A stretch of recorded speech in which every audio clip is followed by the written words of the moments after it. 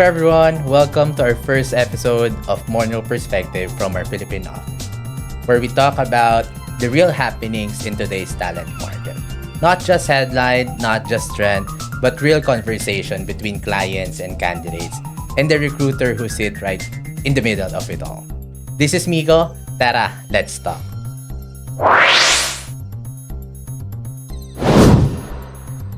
We're diving into the 2026 talent market, hiring shift, salary pressure, AI, and what smart companies needs to do next. Today, with me is Miss Chris, who sees both sides every day.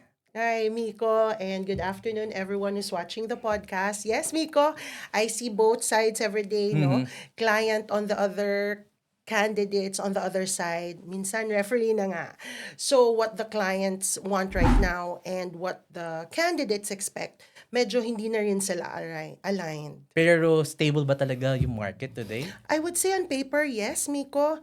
Stable sila in such a way that some companies have reported that we have below 5% turnover. But under the surface, it's a different story. So, madami tayong nakakausap na clients who'd say na wala masyadong resignation, so okay pa. Mm-mm. But when we talk to our candidates, Candidates. they would say na we're not actively exploring, but open kami.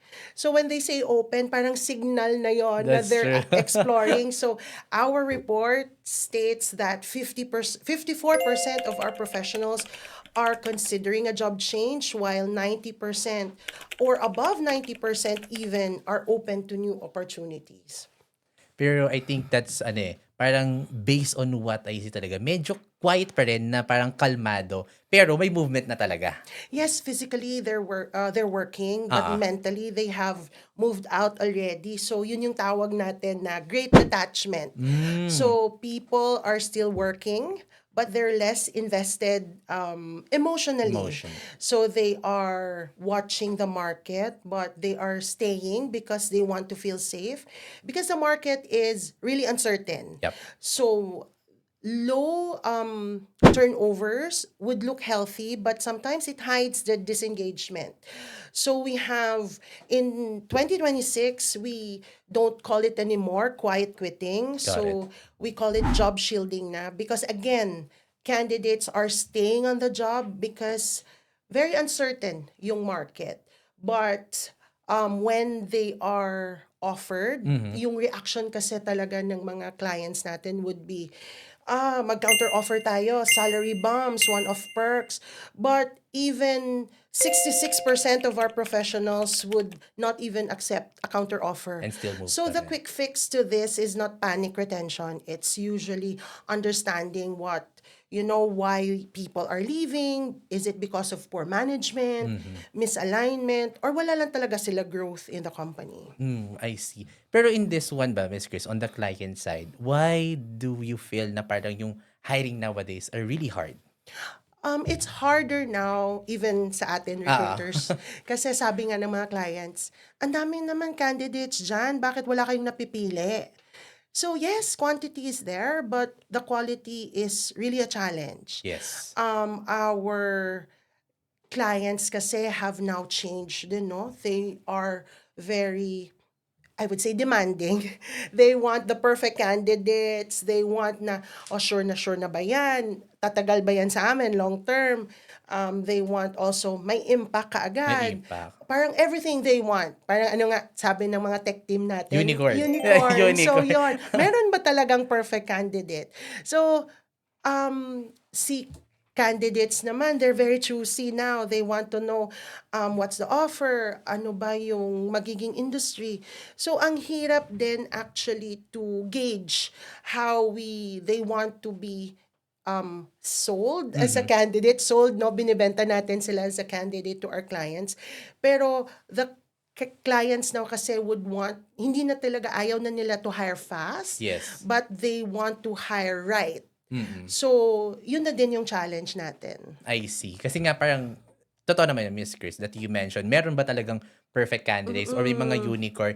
I say siguro meron talaga, pero a very handful lang talaga, pero hindi talaga natin may expect talaga lahat ng expectation from both end. So parang dito na natin mapapasok yung flexibility ng client Yes, pati yung correct. ni candidate. So in terms of that, I think there's the biggest disconnection sa flexibility. Tama ba yun, Miss Chris? Tama, Miko. Kasi before going into the details, Mm. tanong ko lang, how long yung travel mo kanina? Galing ka ng bahay mo? It took me an hour to wait for the van kasi nga syempre you know naman nowadays the situation, yung price hike sa gasoline is talagang maraming mga transportation. Parang nag-lay low muna. Parang ayaw nila na to parang magbiyahe ng mas maraming mga time. So we need to wait for an hour.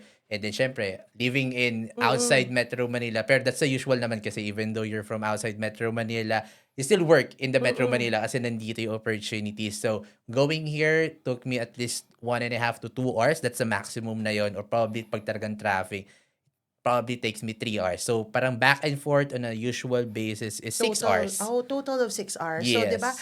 honestly, commuting in the Philippines is very expensive, That's right? true.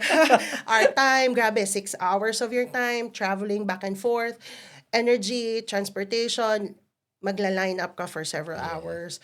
So yun, if yung client is very rigid on the requirement na full on-site, they will lose talaga good candidates. That's true. So 70+% of our professionals would still prefer working from home, Work from home. or they want hybrid arrangement, while 49% of our clients would prefer still their employees The usual one, the to work usual. on site.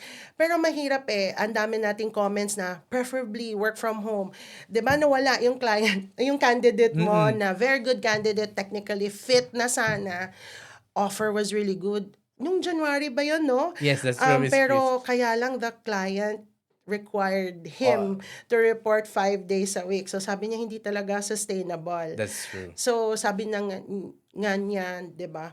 Parang if we want flexibility, or he wants the flexibility, hindi kasi because of convenience na, because it's the quality of life na gusto niya na mangyari. So and also may mga nakakausap din tayo na candidates na they're getting, I wouldn't say minimum wage, but fairly, enough. Enough to Yeah. to survive. To survive on a So monthly. commuting 5 days a week to go to work, parang sabi nila, parang hidden, pay cut of 15% sa kanilang sahod. So, That's true. yun. That's true, Miss Chris. Kaya I could relay on that one then based on the candidate management that I have with the previous candidate, especially when we have opportunities. Same siya, same roles, pero the expectation was different from the work arrangement. So isa is parang hybrid 3 days and 2 days work from home, and then yung isa is full on site.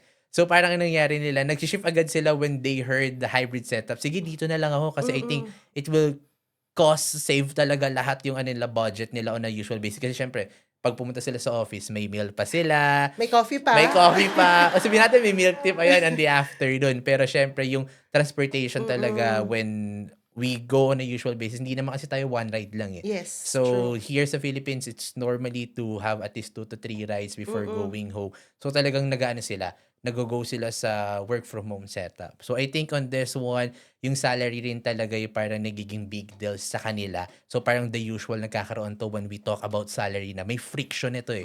So, parang doon na nagiging barrier na rin talaga na how they could move forward rin talaga. Is that, what makes True, sense? Miko, kasi when I talk to clients, especially, may job requirements sila, and then we say, the market is expecting this much for this kind of a candidate. They say, ang taas naman ng expectations, ang mahal naman nun.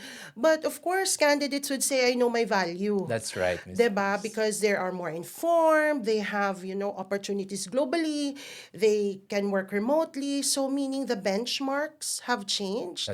Pero of course, yung clients naman kasi we know, kung mga MNCs or big corporations, even locals, Yes. kailangan may approvals, 'di ba? Budget constraints or even internal equity. So it's also mahirap to gauge kung sino yung tama. Pero I would say both naman are correct, but yung lang sa report natin, 34% of our professionals, if they want to change careers, they are expecting 25% increase in their current salary. I think that's na rin. The basic na rin basic talaga na din, na sometimes na 30% or more. Iba, 35, parang doon sila Yes, nagsising. Pero syempre, correct. we need to still give them at least a better pa rin. Yung 25, I think that would be ideal na talaga. Pero 65%, again, 65% of our clients said na biggest challenge pa din nila yung salary expectations or the budgets na hinihingi ng incoming na mga candidates. Yun. I see. I think tama rin naman yung both end naman talaga is parang we cannot say yung talagang may mali. So both side na lang opinion nila is tama. Especially yung candidates din na syempre they value themselves. So syempre yung upskilling and reskilling and then those courses na rin talaga is Yes. really But I forgot to mention, Nico, na yung conversation pala ng candidate and ng client now is not more just, the salary. So it's about the total package na. So if, again, the salary is hindi niya makukuha yung candidate, yung ino-offer na lang, what's your career growth? Ano yung learning opportunities or leadership exposures niya in the company? Ano yung mangyayari sa kanya in the next 2 years? So sabi mo nga, upskilling, dati, yes. 20 years ago, I would say, yung upskilling, kailangan mag-graduate school, Or attend na masteral, maraming or ganun, seminars. Ngayon, straight. upskilling. Ngayon is parang online na lang talaga. Yung Oo. upskilling, reskilling, sa lahat ng platform, especially mga professional platform, very available na talaga yung mga free courses. So on that end talaga, parang yung mga candidate nowadays, parang may sila, added advantage na rin sila. So parang pag once na they talk to the clients talaga, may advantage na sila. They mention na I attend this kind of training, I have this certification.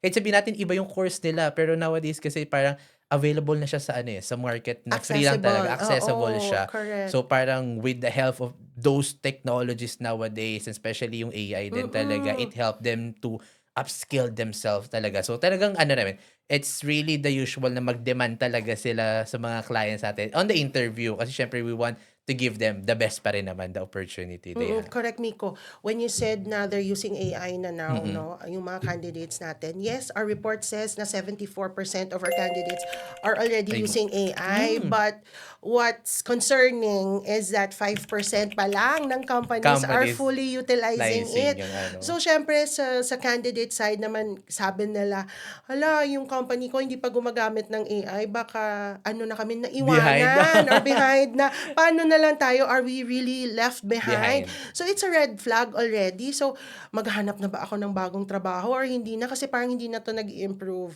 So yun yung effect ng upskilling or advancement in the technology. I see. And then this kind of mga changes ba, Miss Chris, how do this company, kasi syempre, if na-feel ng mga candidates yun na parang nalileft behind na sila or sabihin natin hindi nag-upgrade yung business nila right now or the company they work. So parang they feel ba na how could they retain pa yung mga gatong employees? Especially yung mga nila, yung mga talents talaga na within those business na talagang performing. Yeah, as I've said nga kanina, Miko, the quick fix here is not panic retention. Yun nga, sabi ko, panic retention would mean sa salary increase agad-agad kasi or counter offer kasi aalis or magbigay ng malaking perks because they want the employees to stay, travel, etc. But again, the real issue is here if we understand na the issue is poor management or misalignment. Again, we offer nga learning opportunities, leadership exposures. Ngayon kasi the loyalty of the candidates, it's not na sa company. That's true. The loyalty of the candidates is their loyalty to progress. Ano ba mangyayari sa kanila in 2 years' time? In 5 years' time, yeah. Yes. So, baka forever silang stagnant. Mga so, yun.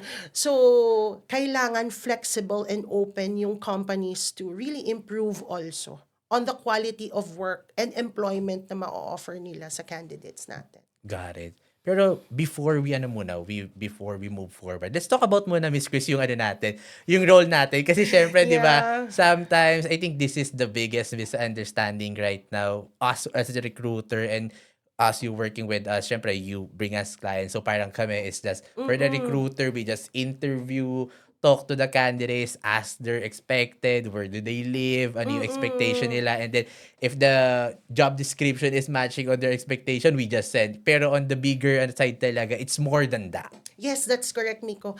Yung assumption na you said, no, there is a misconception that recruiters are only matching the CVs to a job description. That's But right. again, it's more than that.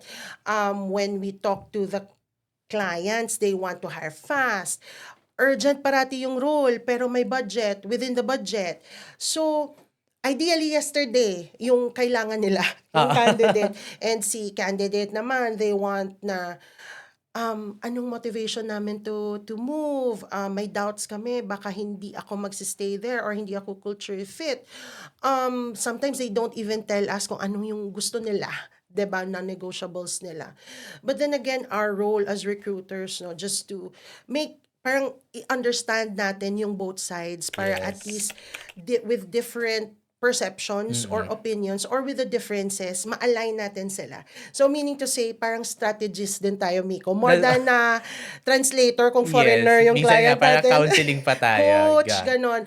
So, ang hirap ng role natin, but we make sure that when we do our job, we're not just filling up the vacancies. We need to Exactly. make sure that we make sense Yes. sa client and sa candidates. That's true, Miss Chris. Kasi based on ano rin talaga, on the experience that I have, especially having the era of my talent acquisition and then going to the recruiter na headhunters talaga, I see the difference talaga. So parang, andun yung parang pagka-genuine ko talaga in terms of talking to the candidates and as well as dun sa clients. Kasi pag headhunters ka, you have the accessibility to meet their expectation or to inform them what is the expectation of both sides. So Yes, para that's at correct. least on the parang tayo sinabi mo nga, nasa middle tayo where the barriers minsan nga counseling tayo kasi we want to make sure na this is the expectation. We want to make sure na ito expectation ni client, candidates, you need to listen with this one and then you need to understand and then if ever na mamatch naman siya sa'yo is we could proceed. And then on the other hand naman, if ever may mga demands pa si candidate, especially naman pag-usapan natin kanina yung mga salary, yung mga Yeah. changes, Total total package. package. So parang doon na rin natin need na inform natin si client na this is the talent ano na ngayon, talent pool, ito na yung mga trends ngayon, ito na yung parang reality rather than from what we heard lang or by the book that we just parang ito job description, we just need to hire this one na parang hindi na ano siya, hindi na talaga siya applicable, right? Rather than from the talent acquisition talaga working on the management, you just get lang talaga yung requisition by the management and do your search. So parang wala ka ng time to inform them ano ba talaga meron sa ano ngayon sa market trends ngayon or what will be the expectation kasi nga syempre you just go with the flow rather than from the recruiter. So I think doon din talaga natin ipapasok, Miss Chris, yung pagka genuine yung pagka-hire natin. It's not just parang if we saw this profile, kunya sabihin natin accounting, CPA yan,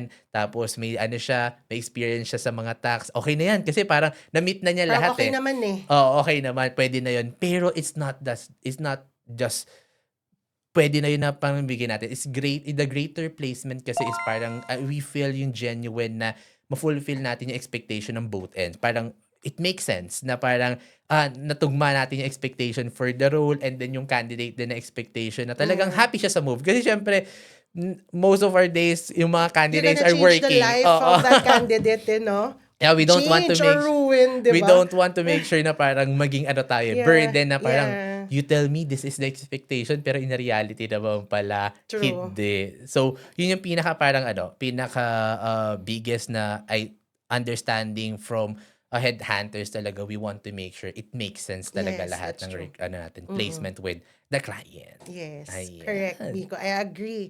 So, yun nga, the hire is easy, but we have to make sure that it's the right one.